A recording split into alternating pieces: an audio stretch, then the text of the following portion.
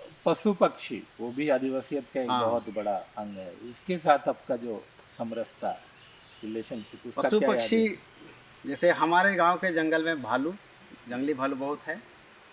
और हाथी तो बहुत बाद में आया, हमको याद है 1991 आसपास पहली बार हाथी आया था। 16 हाथी हमारे गांव मेरे घर के बगल से गुजरा था।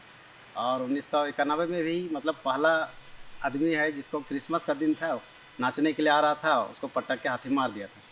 लेकिन भालू और जैसे खरगोश, ये लोग से हम लोग का बहुत नज़दीकी का रिश्ता रहा है। अभी तक हमको याद है कि हमारा गांव में किसी को भालू ने नहीं काटा है। बकरी चराने गए या बैल चराने गए, बरसात के दिन में आप अगर झाड़ी से गुजर रहे हैं तो भालू मिलना ही मिलना है। मेरा बहुत नज़दीक एक्सपीरियंस रहा है। मतलब बाप का साइकिल था, बाज़ार से लौट रहे हैं रात के समय, डंटी में बैठे हुए हैं हम, और पिताजी चला रहे हैं साइकिल। अब देखते हैं सामने भालू बैठा हुआ है। तो अच्छा। हमको लगा कि कोई छाता को ओढ़ के बैठा हुआ है डरवाने के लिए। तो पिताजी बोले कि डरना नहीं है, ये भालू है। तो फिर अपने साइकिल से उतर गए और हमको बोले कि साइकिल में चुपचाप डंडा में बैठे रहना। और थोड़ा सा आवाज़ दिया तो भालू हाथ से हट गया। तो सोचा कि घंटी बजाएंगे तो भालू भाग जाएगा। अब जैसे घंटी बजाना शुरू किया तो भालू फिर बैठ गया।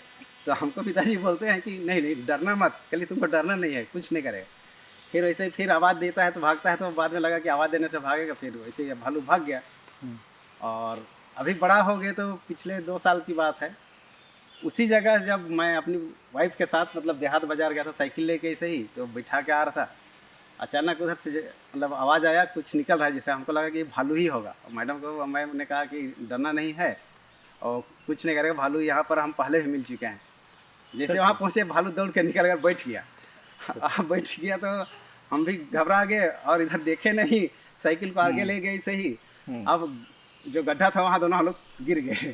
अब भालू बैठ के हम लोग को तमाशा देख रहा है। अच्छा अच्छा। तो तो वही भालू था या दूसरा कोई नहीं, भालू? इतना दिन के बाद वो भालू नहीं रहेगा, दूसरा भालू था, लेकिन वो भी अच्छा कुछ नहीं किया हम लोग। अच्छा अच्छा। मतलब इस तरह का।